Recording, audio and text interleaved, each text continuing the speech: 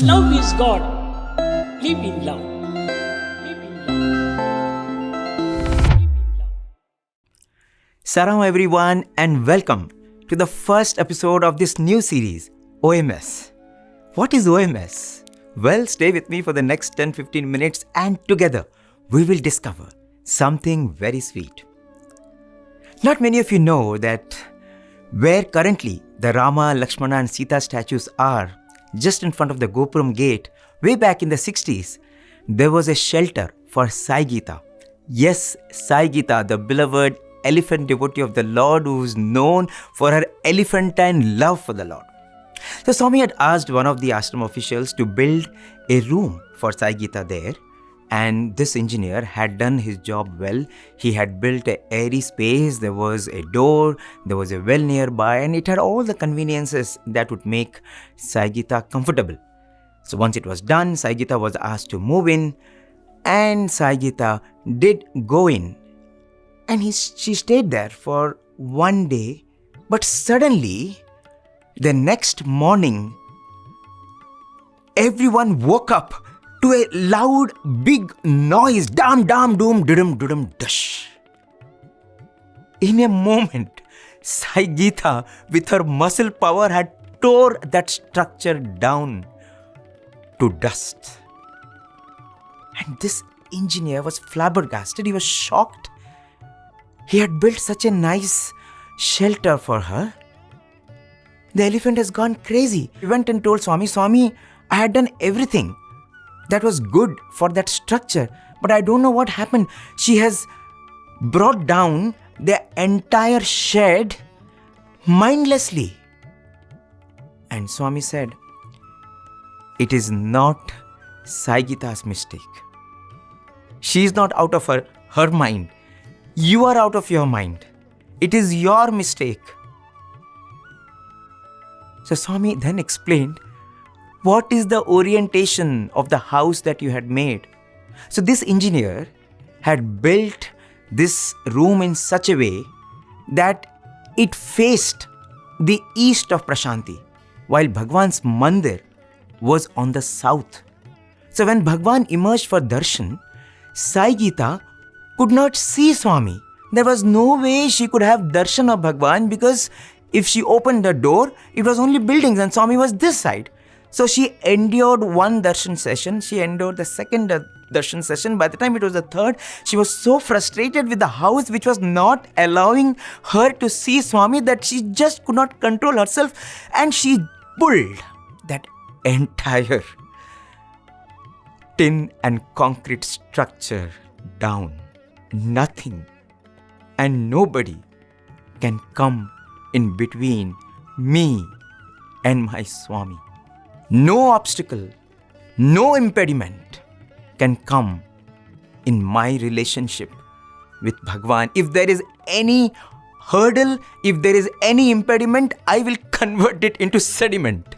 For me, what matters is me and my Swami.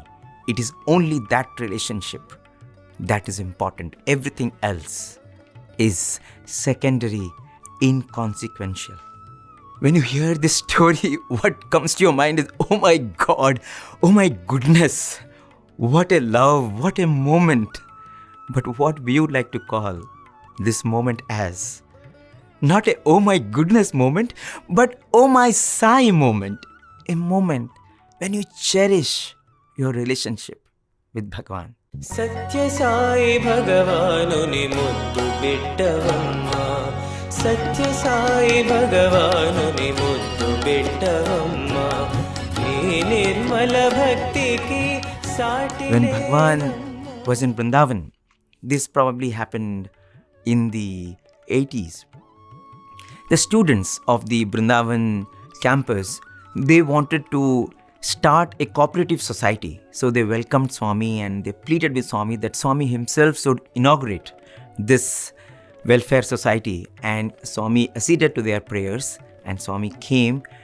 And as Bhagavan stepped in, they pleaded with Swami, Swami, you should buy something. You should be our first customer. And Swami was very happy. He went around the space. He looked at all the items that were displayed there. And everyone was eager to see what is Swami going to buy.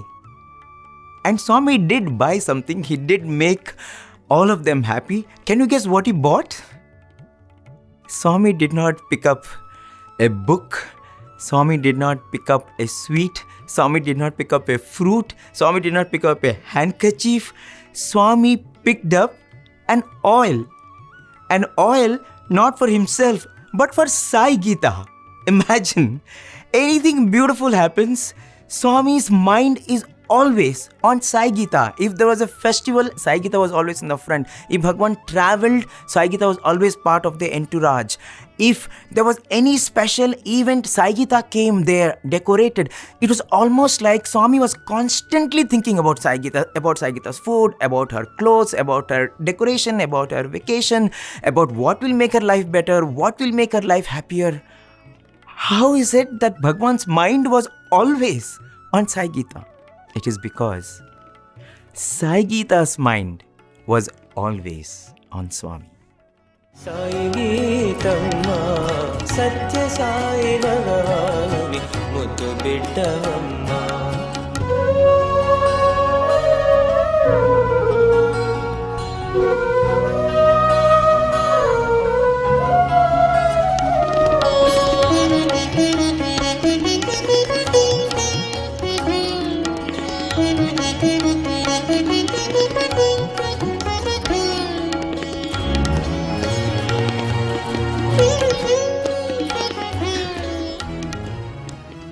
Let me tell you another story that happened during the summer months. Bhagwan was in Vrindavan and Sai Geetha was in Prasanthi Nilayam. And you could always see that when Swami was not in Prasanthi Nilayam, Sai Geetha would be pining for Swami. So she was taking a stroll in the Hillview Stadium and she was constantly feeling for Bhagwan. You could see that tapana, as they say, that penance in her. When will Swami come? When will I get to spend time with him again? When will he touch me again? When will he pet me again? And you could see that penance in Sai Geetha. And as she was taking that stroll, she was on one end of the Hillview Stadium, the primary school end. And suddenly she spots Swami's car right on the opposite end, diametrically opposite end. And as soon as she sees Swami's car, Sai Geetha, she just cannot control herself. She starts galloping. She forgets that she's an elephant. She thinks she's a cheetah. She's a mare, and she's just dashing. And she's running from one end. And now Swami's car is speeding. And there comes a point where Swami stops the car. Swami gets down the car, and now Swami is running, and Sai Geetha is dashing like a deer. And they come midway, and the moment Sai Geetha and Swami meet, Sai Geetha hugs Swami. She embraces Swami. She almost hides Swami in her trunk and her legs, and it's almost like she wants to take Swami and go off. And Swami stood there for such a long time, caressing her, petting her, patting her, conversing with her, consoling her, cajoling her. And you could see there were tears in Sai Geetha's eyes. There were tears not just in Sai Geetha's eyes. There were tears in everyone who was a witness to this moment. What a oh my Sai moment, isn't it? What a sweet oh my Sai story for us to relive. In fact,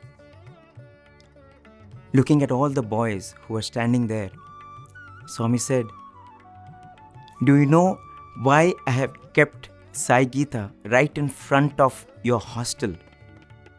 It is to teach you, it is to demonstrate to you what true devotion is. If you can cultivate even a fraction of the devotion that Sai Geetha has for me," Swami said, "your lives will find fulfillment." A lot of people have pets. They love their pets, and the pets love them in return.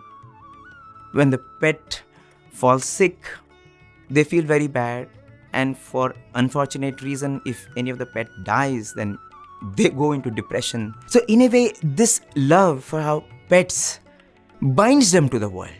In a way, it takes them through the ups and downs of worldly existence. It takes them through the terrible lows and the highs of worldly life. But never before in the history of humanity, you had a pet, a divine pet, which did not bind people to the world, which did not restrict people to the vicissitudes of the world, but which liberated people, which catapulted people to a different level of love, which ensured that everyone came out of the temporary joys and sorrows and focused their attention on the permanent happiness. That is Sai. Ensure that everyone keeps in their mind only one thought, and that is Sai, Sai and Sai. అడవిలో పుట్టావు అమ్మను కోల్పోయావు అడవిలో పుట్టావు అమ్మను కోల్పోయావు అమ్మా అమ్మా అంటూ ఎలుగెత్తి పిలిచావు గుండె కరిగి పట్టి సాయి అడిగి చేర్చుకున్నాడు కన్న బిడ్డలా సాకి తల్లి ప్రేమ పంచాడు సత్య సాయి భగవానుని ముద్దు 5,000 years ago, Lord Krishna gave us the Bhagavad Gita. I feel when the same Krishna came down, he encapsulated the entire Bhagavad Gita into one Gita, and that is Sai Geetha. He gave it to us in such an enchanting form, in such a beautiful form that the more we listen, the more we want to listen. The more we hear, the more we go, oh my Sai, oh my Sai, oh my Sai. And we are so happy that we are having the first episode of Oh My Sai dedicated to this exalted devotee of the Lord. In fact, today happens to be the day when Sai Geetha merged at Bhagavan's feet. And after Sai Geetha left, when Bhagavan came to the Institute auditorium, he told the students, if you only remember and ruminate on the intense love that Sai Geetha had for me, and if you cultivate a little of those noble virtues, I will call you and make you closer to me. I will make you dear to me. I will bring you closer to me. You don't have to do anything else. This was Bhagavan's assurance. All he wants is that we should cultivate that unsullied, one-pointed focus on him, just like Sai Geetha did. And for us, this endeavor of OMS, Oh My Sai, is to help us create and recreate those moments in our lives.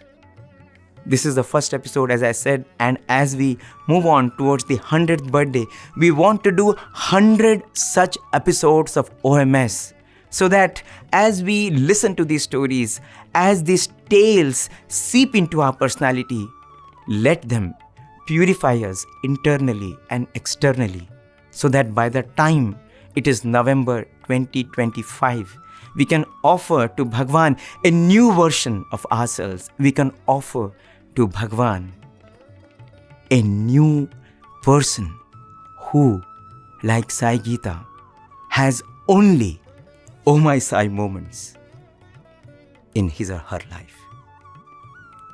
Thank you so much for being with me through this journey of OMS, and we pray to Swami that we should be able to offer 100 such episodes so that our lives are filled with nothing but moments where we just go to Swami and say, Swami, thank you, Swami. What a OMS moment you have given me. Jai Sai Ram. Loving Sai Ram.